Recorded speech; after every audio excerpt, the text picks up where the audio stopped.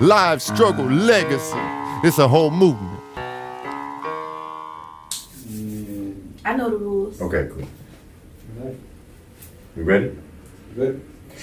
Hey everybody, it's your boy MP, Live Struggle Legacy, and welcome to the Live Struggle Legacy Podcast, Season 2. Now real quick, if you haven't already done so, make sure you hit that subscribe button, that like button, that notification button, drop a comment. If you're listening to us on a streaming platform, make sure you hit that follow button. Go ahead and review us, right? If you're looking for some opportunity to promote your brand, your business, holler at me, man. We're looking for sponsors. Okay, with no further ado, it's a very, very special night tonight. I have a very special guest, my first ever female rapper on the show, Ree Baby. Yo, what's happening? What's going on, Mike? Hi, my name's Ree Baby. I'm a rapper. Okay, so tell us about it. So Ree Baby, so this is Live Struggle Legacy, where we tell stories that inspire, and we want to know your story, Ree Baby. So tell us your live struggle. Okay, so it all started. No, I'm just playing. I am a rapper originally from Gainesville, Florida. Okay. Currently, I am residing in Tampa. But go Gators, win, lose, or draw. Okay. I'm from a very small place, which you know ain't much to do with talk and listen, huh? But you make your own fun out there, so that's why I really love Gainesville. But yeah, I live in Tampa now. I've been rapping for about 6 years seriously now. Okay. I just dropped a project called Reawaken with Ronan. Ronan's Visions, produced, mixed, and mastered the whole 9. We just shot a video to the Shakedown. Probably be out by the time this drops, but super excited about that. But yeah, man, I started rapping when I was like 21. I was scared to jump in that water before then. I moved here, started moving around, networking, getting connections. I built a really good base here in Tampa, so I love Tampa forever for that. I don't know, man. You know, I've had a lot of ups and downs in my life. I guess I'll just talk about the most recent one, which we had chopped up a little bit earlier. I've been making music for forever. Last year, I started moving around on a mini tour. We went to a couple of cities, and then my fiance lost his father, and then I lost my dad a month later. So, thank you. For a while, I was not sure if I was gonna keep doing music or if I was just gonna chill out. I had maybe had a month or two where I kind of was sulking, and then we did Florida Baby Bash, which is a party I throw every year for my fans for my birthday. And after that, I kind of just got out my rut and got back on my hustle. So here we are, back on my hustle, back on my man. Okay. That's what's up. That's what's up. Yeah. So you're living out here in Tampa now? Yes. Okay. Yes. Okay. I live in Tampa. I love Tampa. Tampa has been very good to me, so it'll always be one of my second homes. But I don't like to pretend like I'm from here. I don't like lying to people. I am from Lachue County, 352. You know what I'm saying? Yeah. But I love Tampa. 813 been good to me. Yeah. But where you from, you don't hit the scene, you make the scene. Yeah, man.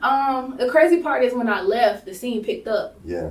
So, like, it wasn't, like, completely not there. Like, Gainesville has always had an art scene. Gainesville has a lot of the greats, like Biggie went through Gainesville. Shout out Big Boy. Yeah, My Big bad. Boy, A-Boy. Yeah. But I need that remix, like, now. Like, put me on the remix now. You heard it from me now. ASAP. But, yeah. What was I saying? I forgot. No, it's cool. So tell us how you got into music. So, and we talked about this a little bit earlier. I started writing at an early age. I used to have a book from like 3rd grade where I was talking about how much I wanted to be a writer. I've written music all my life. A lot of my close friends who know me, I used to go by the name Ice Princessa for fun.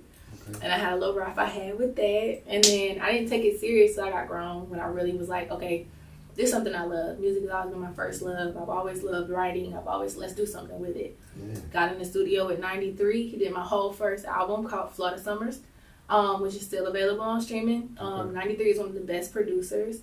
And I'm one of those people, when I like a producer, I try to stay with them.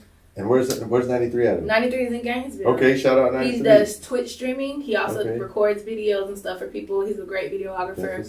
But I'm always going to say he the best producer because I really love his music. He makes really, really good beats, really good sounds, captures my essence of what I'm looking for. Yeah. But yeah, man, now I'm here. Now we moving around. I've been a lot of places, met a lot of people, all off of the stuff that I built in Tampa. So, you know, it's been a good journey so far. So do you have like any particular like influences or inspirations and people. And when I say that, I want to be very clear. I don't necessarily mean musical. I just mean overall, people or artists or even ideas that inspire you and really kind of help shape who you are as an artist. So I was really big into revolution. Yeah. Coming up, like my dad, one of the first books he bought me was about people like Angela Davis, anybody from Black Panthers movement, the pro-black movement. I'm really inspired by stuff from the Harlem Renaissance. Yes. I discovered the Harlem Renaissance in middle school. I had a teacher who, Miss Harrow, shout out Miss Harrow. She always put us on stuff that we didn't know about in the city. You know, Gainesville was a small place, so learning about Langston Hughes and that whole movement really changed me.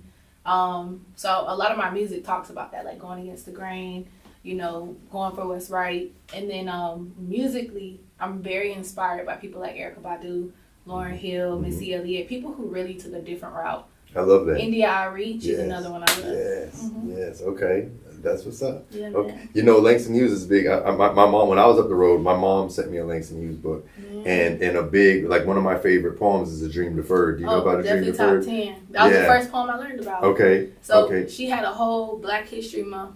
All we talked about was the Harlem Renaissance. And it really opened my eyes because now it's like sparked something in me to kind of look into all the different artists like Nikki Giovanni.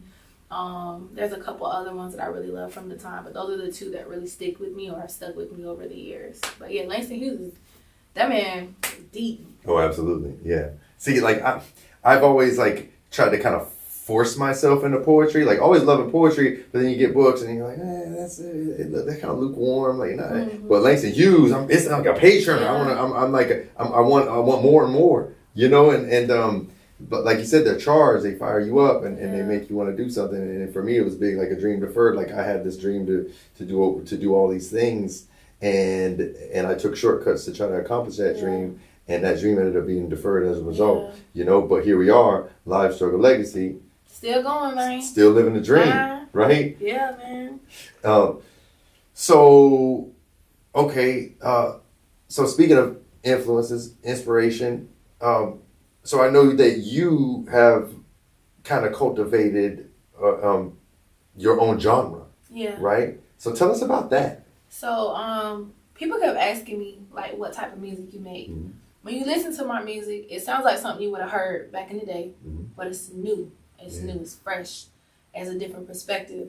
So I think it gives you a nostalgia of the old school, but it's new. So I call it new school nostalgia. New school nostalgia. And it's basically like, and I've seen a lot more artists kind of embrace this, but it's basically, you know, giving you that same feel good that we used to get with music or that same vibe, but it's fresh. I like that. You know what I mean? Like, music is so powerful. Music transcends time. Music transcends cultures.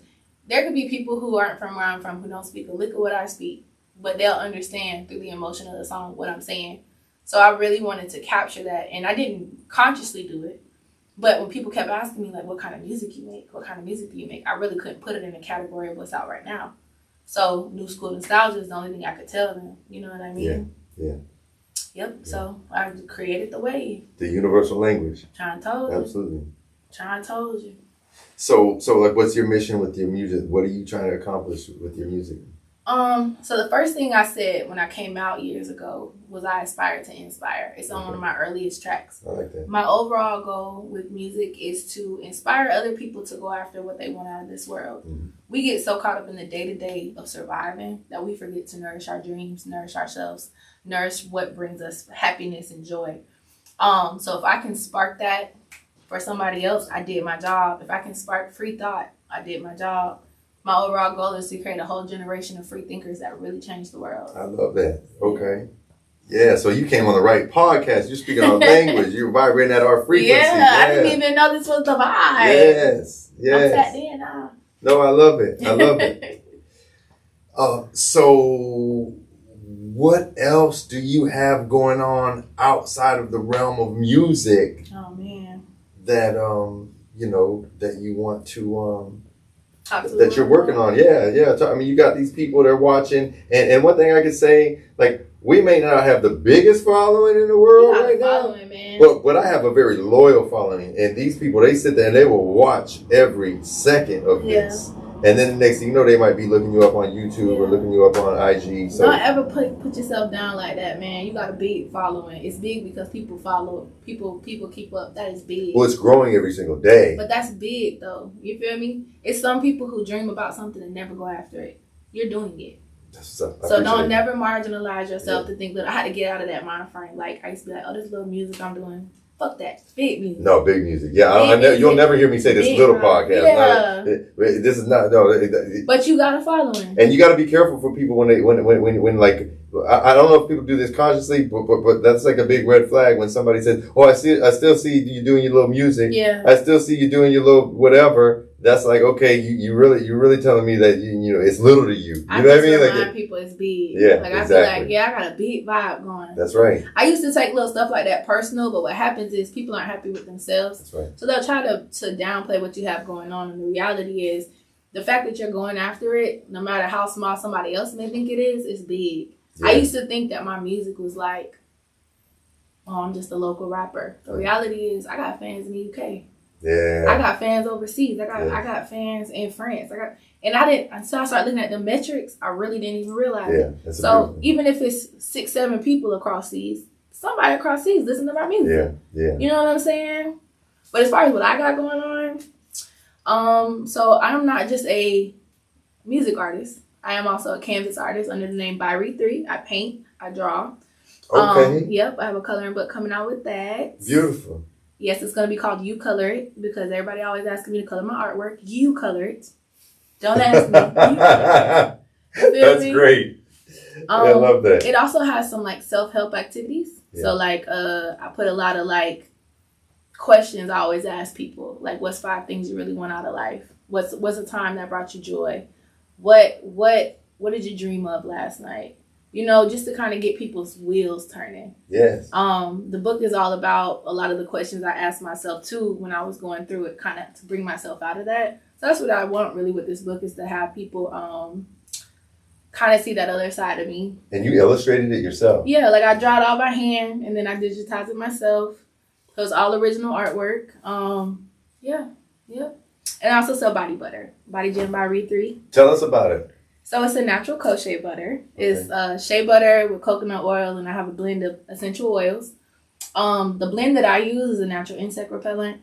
It also moisturizes, it's antibacterial, all that good stuff. And it's all from natural stuff. So I love it. It's still on my skin. I've had it on all day, and I still am glowing. So Excellent. And so all of this is available for purchase right now? Yeah, so the coloring book is not out yet. Okay. I'm not going to lie. I don't want to lie to you people. It might be out by the time it's come out. But listen, I'm an artist. I take my time, okay? But the body butter is available for purchase on whoisreebaby.com. That's my website. That's whoisreebaby.com. But yeah, the book will be up there shortly. Okay. Shortly. Mm-hmm. And do you sell your, so you said canvas, do you do like oil or is it? No, man. So like my artwork is all black and white. Okay. I use paint. Okay. Sometimes paint markers more than anything because it's all like my anxiety on paper. So that's my canvas, is paint. But most of the time I do large pieces of work. It could be, sometimes it's like just paper, sometimes it's canvas. It just depends on my mood, depends on what I want to embody, what I want to kind of put out there, that sort of stuff. But all by hand, paint. Yep. Okay. And are these available for purchase? No. So I used to sell my original artwork, but I had a talk with my sister, who's also a consultant. She's a lawyer, intellectual property, copyright, that sort of stuff. Yeah, okay. So we just thought about maybe doing a showcase show where we sell the pieces, but I think most of them I'll try to keep as long as I can until, one day I finally just am ready to let go of them. Yeah. There are a couple pieces that will be available on the website, but majority of them are under wraps because they're mine.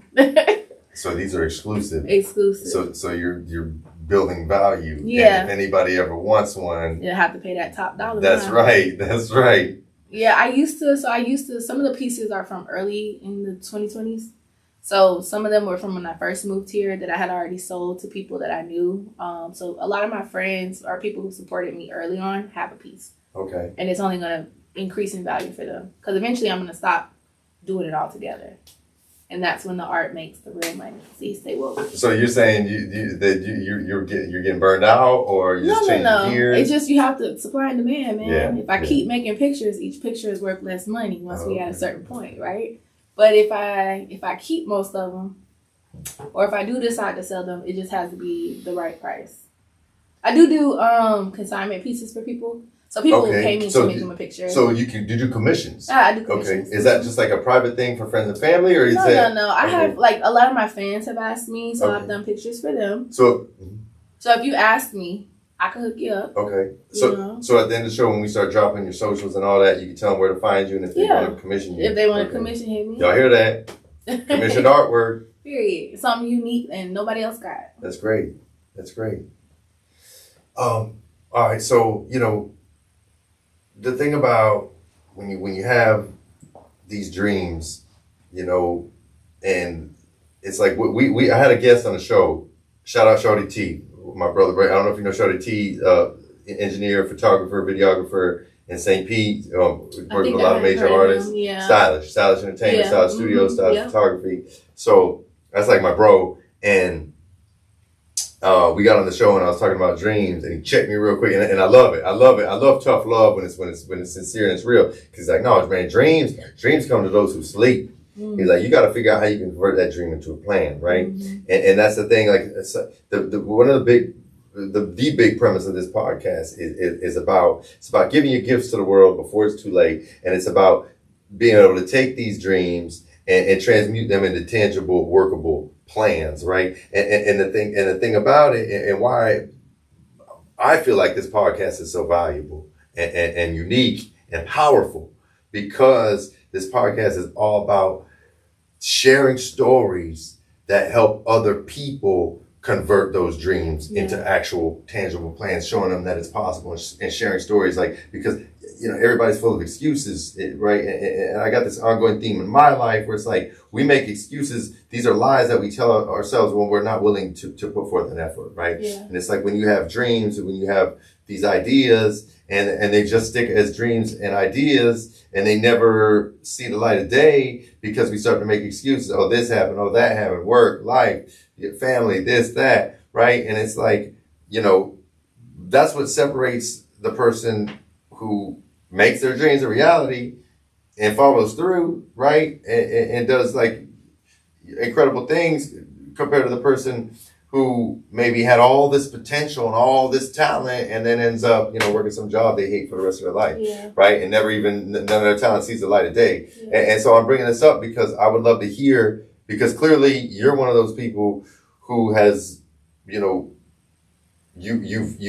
pushed far enough, you've pushed hard enough, you've stayed consistent enough to be able to see these dreams, these ideas into fruition as actual tangible plans and website, music, artwork, right? So what I'm asking you is, can you share something that's kept you focused, or something that you've done, a practice or a ritual, or even just some words of wisdom that could help other people maybe hold on to those dreams and inspire them to convert those into, tangible plans? And so what I always tell people is two things.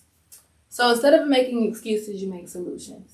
You come up with a plan of action. That's the first thing. That's where a lot of people fall to the wayside, is that they don't have an idea of how to even get started.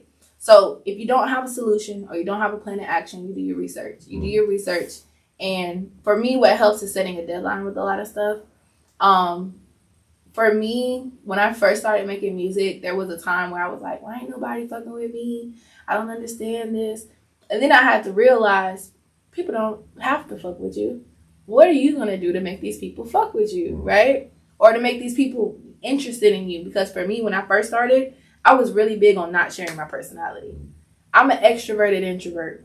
So what that means is I'm very sociable, but I really don't like opening up if I can help it, right? Or I don't like showing too much to people. And that's because it's a defense mechanism for myself. But I had to learn, in order for people to really understand my art and they have to understand me. They have to get to know me. So don't be afraid to put yourself out there, because the worst thing that can happen is somebody say no. And you move on to the next.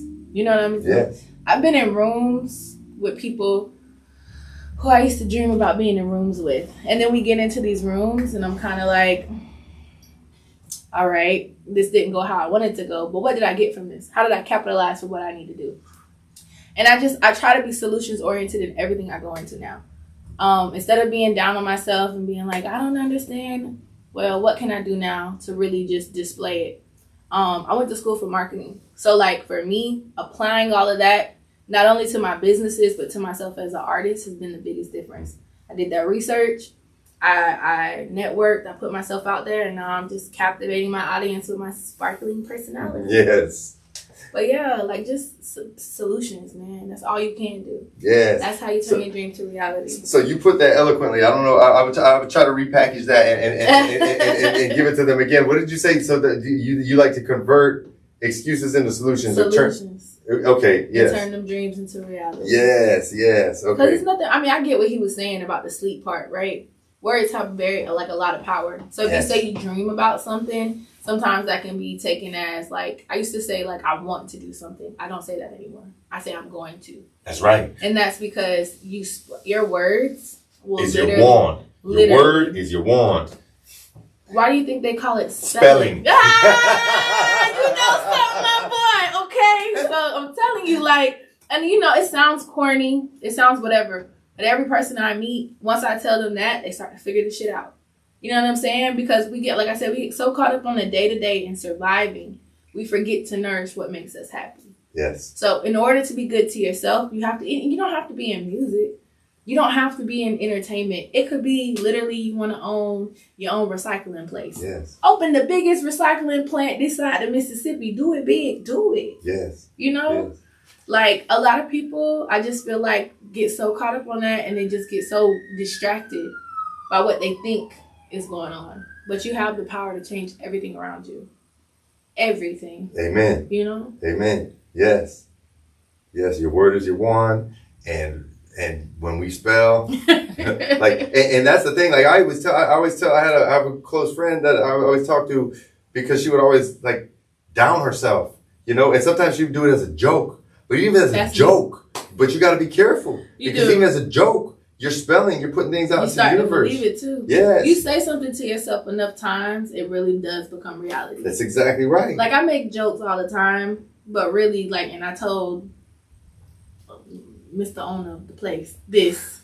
I was like, you know, I feel like I done gained all this weight, so I project that, and I feel like instead of just being like I'm back on track, I always be like, oh no, I look like this, oh no, and I joke, you know, it's a joke, but the reality is I don't really see myself like that. Like, I feel like I'm the finest thing inside the Mississippi for real, You know what I'm saying? But you can start to believe those things. It's just like when like you're a kid and they tell you not to tell kids they can't do stuff because then they'll start to believe it. It's the same thing as an adult, you know?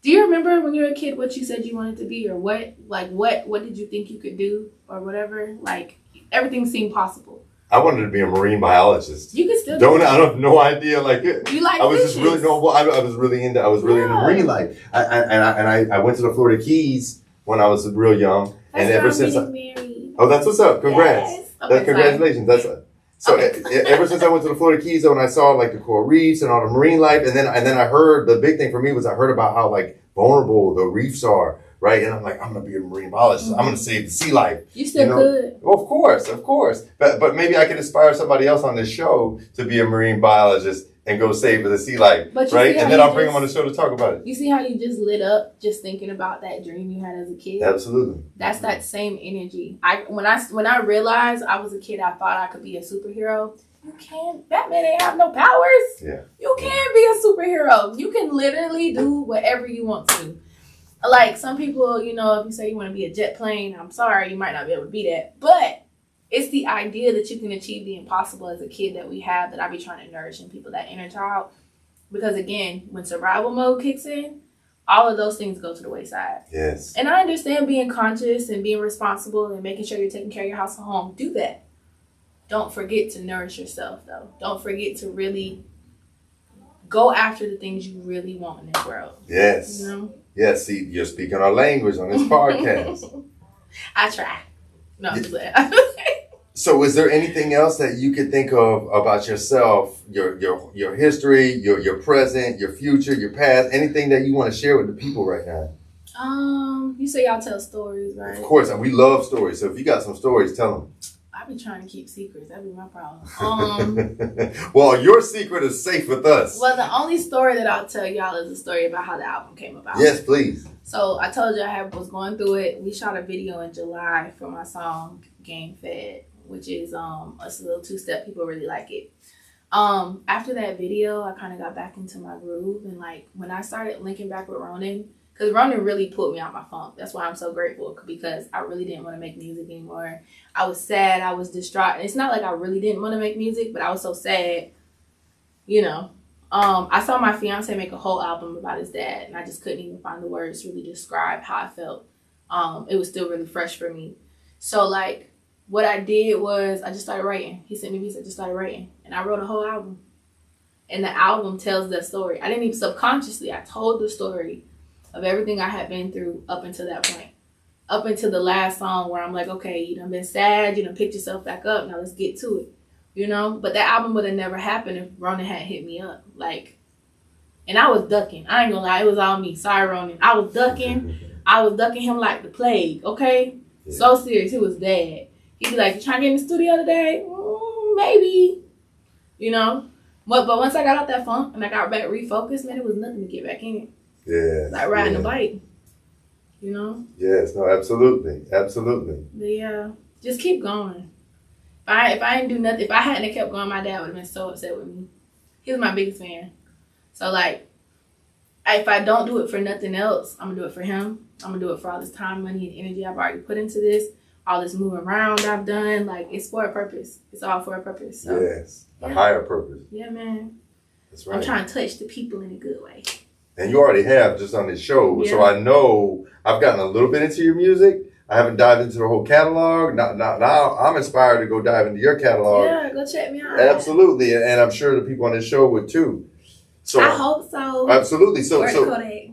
Yeah, absolutely. So on that note, tell them how they can find you. So you can find me on all your favorite streaming platforms under Ree Baby. That's ReeBaby. Don't forget the baby, huh? Word Dwayne.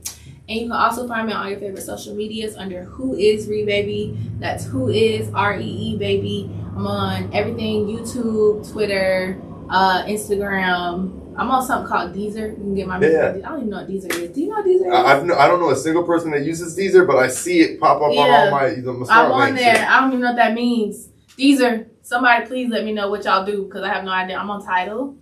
I'm on everything, man. You can also catch me playing in your favorite rapper's car. Huh? Okay. That's what's up.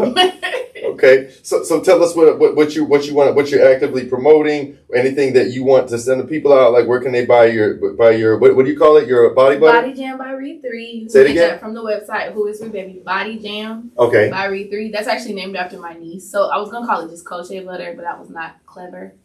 So Body Jam, like jam. Mm-hmm. My niece's name is we're gonna call her Jam. Okay. But we call her that. So I was like, no, this is like my little ode to her. She was the only niece I had at the time. Okay. So, but yeah, Body Jam by Ree 3. You can get that on whoisreebaby.com. You can also follow Body Jam by Ree 3 on Instagram. I also have a art page for by Ree 3. And again, that's REE with the number 3. So BYREE and the number 3. Yep. Okay, no underscores. It's all the way straight through. And you're the first person on the show. I've had a lot of people on the show. You're the first person on the show that actually spelled your handle. Usually I'm like, okay, because I know my guess and I know how to spell it, but then they just drop it and it's like, that's up for these days you gotta be real literal. Yeah, you gotta spell it out for them. It's always REE. So my middle name is Rihanna. Okay. So that's where Ree comes from. I was the third out of my dad's first 4 kids. So my uncle used to call me that. That was actually gonna be my rap name for the longest, Ree 3. But then I was like, they also call me baby girl, so Ree Baby. I like that. But you never know. These days, I could pop back up as Ree 3. Okay. You never know. Okay. And so on the art page, that's art. Or no, what was the art page? By Ree 3. Art by Ree 3. Just by Ree 3. That's where they could DM you for a commission if they're looking for art. Mm-hmm. You can also contact me on the website. Okay. So on my website, there's a booking area. You hit book. You can contact me. Get in contact with me. Come straight to my stuff. Straight to me and my people. We'll look over it if it's something I can do. Like, because with features, I don't accept everybody's feature. Okay. Like, I'm not in it just to make money. Yeah. I mean, I am in it to make money, but there's sometimes like you kind of lower your value as an artist when you work with people just for the bag and not really listening to what they're saying. So if it's an approved feature, I'm down. Yes. If it's something that's gonna be some, excuse my language, some bullshit, don't send it my way. Okay. You know what I mean? Yeah, you gotta have standards. That's how you protect your art. You protect your brand. Not even on some like, it has to be something to it. Yeah. Like any song that I've made with somebody, I genuinely have to like the song. Substance. Yeah. Absolutely. It just has to have, it has to hit me immediately too. Like when you send me the feature, if I don't feel it within the first whatever, I don't know if I can do it. You know what I mean? I like organic. Yes, yeah, absolutely. So we know a little bit about you. We know about your genre. Tell us about your genre one more time. That's called New School Nostalgia. New School Nostalgia, right? It's hip hop. Is there a particular song you could send that really kind of Captures it? Yeah. It's in between FBFW, which is Florida Baby, Florida Water. Okay. Original Florida Baby. You know they stole my sway, but I'm gonna let it be great. Okay. And then or Nine Broke. Both kind of capture me as an artist, I believe. So yeah. So they can find that on any streaming platform. Any streaming platform. You look up Ree Baby, them gonna be like the top 5 songs. Okay. Do you have a YouTube channel? I have everything. Okay, tell us about your YouTube channel. Who is Ree Baby?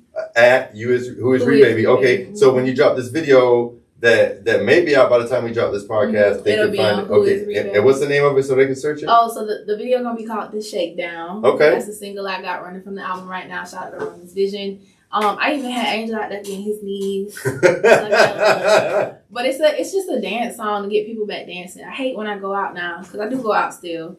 So most of the time it's because I had like they're playing my song or like I'm doing walkthrough, whatever. Yeah. But a lot of people like to be on their phones and like we used to go out and it was a good time dancing the whole night. Your wig would be lopsided by the time you leave, but that's what you wanted. You wanted to have a good time.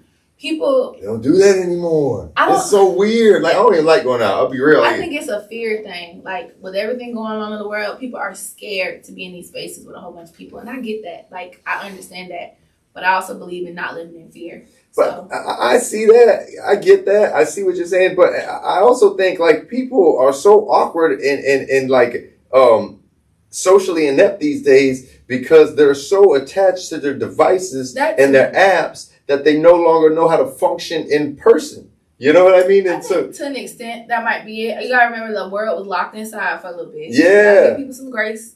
But also, you think about all the crazy stuff that happens in this world with people grouped together. Yeah. And a lot of it, and this is just my opinion, a lot of it I think is a fear they try to instill. And when I say they, I mean the man. Yes, I mean the man. I think they try to instill in fear in us because there's unity and there is power in numbers. It's a control tactic. So if you get people together and you can get enough, like I told you, I'm from a place where we just get together and we thank God, right?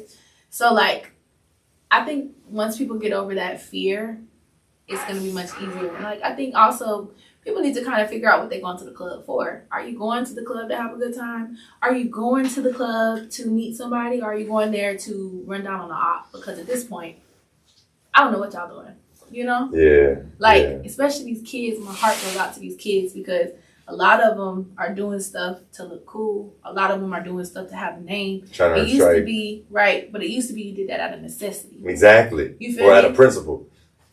Most of the time, no, it was because you had to. Yeah. You know what I'm saying? Everybody who I knew coming up who was hustling, they had to. They had to make their own way.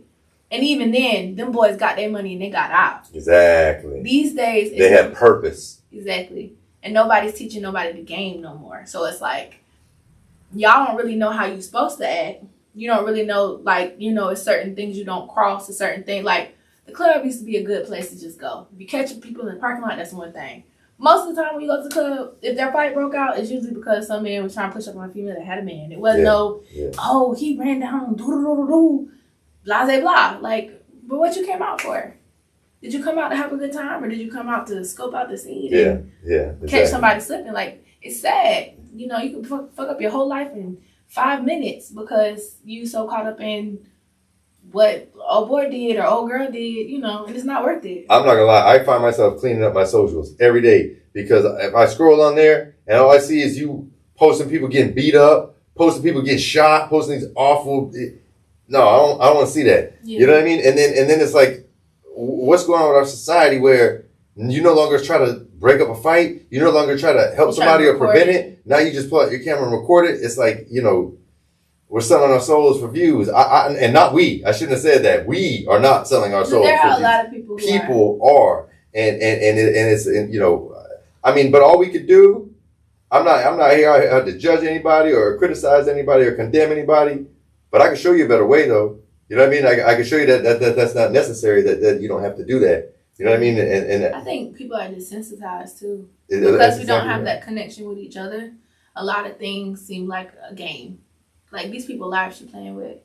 These are people's mothers, people's fathers, people's kids. Yeah. And if you think about it like that, a lot of stuff really doesn't matter. Like I got some younger cousins and they like to go run around and I always have this talk with them. I'm like, well, how is that going to get you further in life? What is that going to bring you? Temporary stuff or something lifelong? I'm big on I do think if you can go to college. Some people aren't meant for college, but for the most part, go get your education. Get a trade. Just do something. Start a business. Find a mentor, a role model. To make you go further in this life because again, people so caught up on day to day. So caught up in the right now, you're not thinking long term. I've lost some people for some years because of that. Because you didn't want to take a moment and just breathe or take a moment to really reflect on what's going on. Because at the end of the day, 9 times out of 10, none of that is ever worth your life, your future. And there's still life after that. But you're going to have to think about how long you're going to have to sit there. And but there isn't always still life after that. Because if you're on the other end of that, that's it. And we all know too many people that are no longer here because they were on the other end of that. And so now there's 2 lives thrown away and two families fucked up. Yeah. So it's just not necessary. And so that's something that I do on this podcast is like, so when I first came out, everybody that's been watching this show knows that I've done time in prison. Yeah. And long before I started this podcast, I had people trying to get me to do a podcast just telling prison stories, war stories. And that's the whole thing that I do on this show is I don't glorify that. Yeah. I'm going to tell some stories and we have fun telling stories. It might get a little wild sometimes, but at the end of the day, we're teaching it. We're not glorifying these. We're trying to share these stories so maybe we could touch a young life. So maybe you could make some better choices than maybe some of us made so that you don't find yourself in prison. So you don't find yourself on the other side of the barrel of a gun. Like, you know what I mean? So that's what my objective is to try to reach people and to teach people and not preach. I think there's a big difference between preach and teach. At somebody and then just trying to impart that knowledge. That's so right. I forgot what I was going to say. Preach and teach. Hold on, right? I was coming back. No, you're good. You see? Mm-hmm. Kind of. A little something. Child. So carry it to him. Okay. Carry it to him. I was going to say something, but I forgot. But overall, I'm really big on that. I'm really big on, it's, this is what I was going to say. I understand that sometimes things happen, especially in the Black community. I will tell you that I feel like it's a target on people's back. You're already a target, and it's so sad that that's the world we live in. But the reality is, in America, it is a very, very known thing that there is this marginalization that's put on these people, my people. You know what I'm saying? And I don't want to say that. I'm going to say all people for the most part. Anybody who come from low income housing, or if you're darker complexion or whatever, unfortunately you're looked at completely different, and it's really sad because it's supposed to be a new world. But the reality is, especially right now, there's a lot of stuff going on that coincides with a lot of stuff that happened in the 60s, a lot of stuff that happened during the civil rights movement, and it's just sad. It's sad because it was glorified for a long time. What people don't realize is when people start talking about that in hip hop, feels like a struggle sometimes. Make me wonder how I keep from going under. That was to talk about what was going on. Mm-hmm. It was not to glorify it. Mm-hmm. It was to let y'all know, this is what our world looks like right now. What are we gonna do to fix this? And a lot of people, unfortunately, the industry will blow that side out of proportion and not even really get the overall message. So that's a theme that we talk about repeatedly on this podcast, and that's how the man, so to speak. Fuck the man. Fuck the man, right? We definitely feel strongly about that on this podcast. Fuck the man, right? So, but what I'm saying is, you have these powers that be that we identify with as the man, right? These powers that be, right, that use these tactics, right, and they're in control of our media, right? And so they control what we see. Right. So there's a lot of good things happening in the world. There's a lot of good things happening in the world. You're going to see all the bad. You're only going to see the bad. Same with the music. And that's exactly what I was going to get at. So these labels are actually cahoots with private sector prisons. And so this is factual. This is maybe conspiracy, but they say no theory. There's receipts on all this shit, right?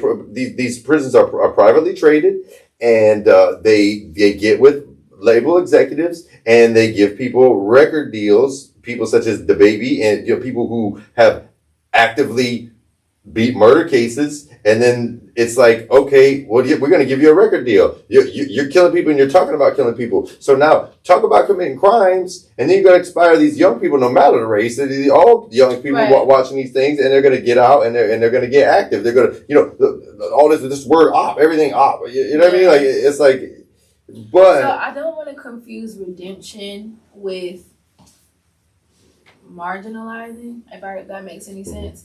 Elaborate on that. It's refreshing to see somebody like DaBaby who had something like that happen, kind of come from that and make a new start for himself. Oh, you're good. Now she wanted to talk on the podcast.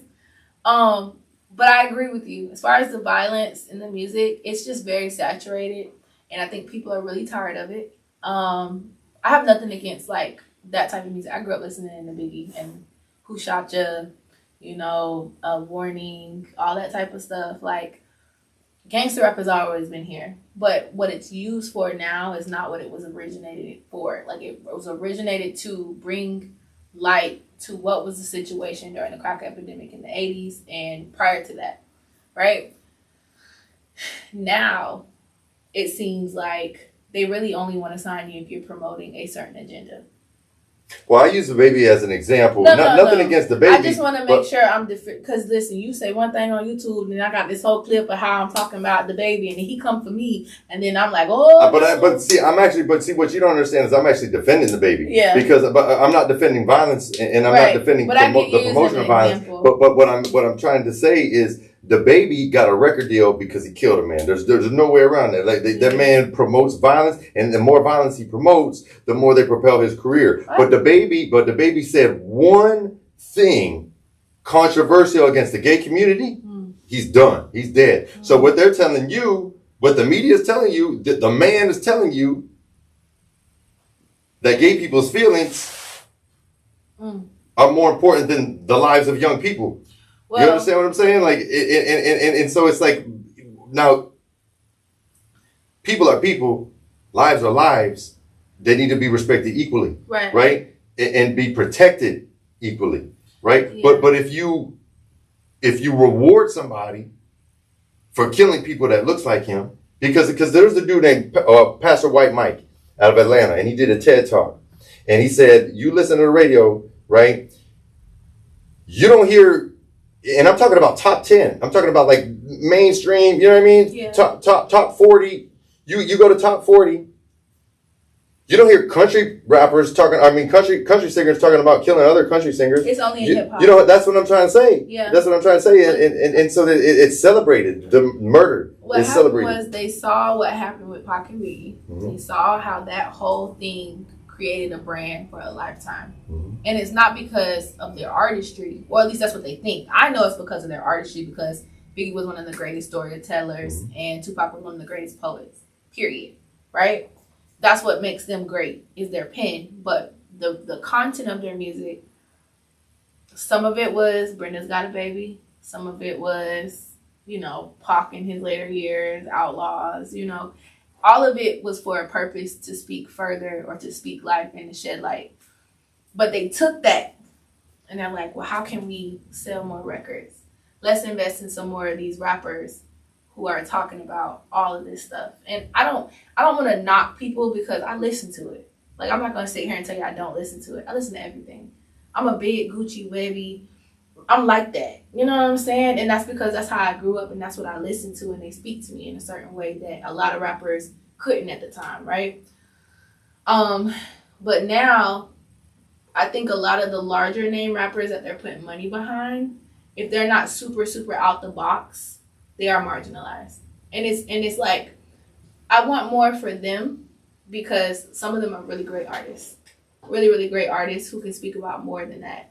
You know, the whole drill movement, started about dancing, but then you started getting these people who are talking about these murders they were committing, these things they were doing. And it's like, is that the world you really want to see? And then next thing you know, rappers become an endangered species. And you start seeing like 5 rappers killed in 3 days. Hey, it's man, like, you know how much money they make off dead men in the industry? But on this, so on this podcast, we like to shine light on, you know, I mean, we're going to tell some stories and we're going to shine light on some of those dark places and tell those stories that need to be told, right? For those people that live in, you know, that think everything is peachy, right? But at the end of the day, we want to celebrate people's successes. We want to celebrate people's wins, and we want to provide hope. Like, we're pushing hope over here. You know what I mean? That, though. And so, you know, on that note, we've been talking about all different. You know, we've been all over the place, and I want to end this on a positive note. So, do you have any closing remarks that you want to give to the audience that just kind of brings everything, you know what I mean, back together on a positive I don't light? know who said this quote, but be the change you want to see. Gandhi, my favorite quote. Period. Mm-hmm. Okay, friend. He was quick, but be the change you want to see. Like, my favorite quote. I aspire people to be more than what has been set out for them. Where I come from is a very small place, not much to do but get in trouble or leave. But it doesn't have to be that. It doesn't have to be that at all. Like, the more I see people move around where I'm from, it makes me want to keep doing what I'm doing, because I know for a fact I inspire a lot of those people to keep going after their dreams and talking about stuff that's not just bullshit. The world is craving substance right now. Mm-hmm. So be the change you want to see and provide that. You know what I'm saying? Be the inspiration and provide it. Be the muse and the artist. You know what I mean? Be the solution. Solutions. I love that. I think that's a great way to wrap things up. No excuses. That's right. Solutions. No excuses, solutions. Be the change you wish to see in the world. Ree Baby, thank you for coming on the show tonight. Thank you for having me. This is so unexpected. So make sure you're checking them out. www.whoisreebaby.com. It's Live Struggle Legacy. If you haven't already done so, make sure you hit that like button, hit that notification button, hit that subscribe button, drop us a comment, drop us a review if you're listening to us on a streaming platform. Make sure you hit that follow button. Make sure you rate us. That really helps. And if you're looking for branding opportunities, you want to promote your business, we're looking for sponsors. So holler at us. It's Live Struggle Legacy. We're building pyramids. Live Struggle Legacy. It's a whole movement.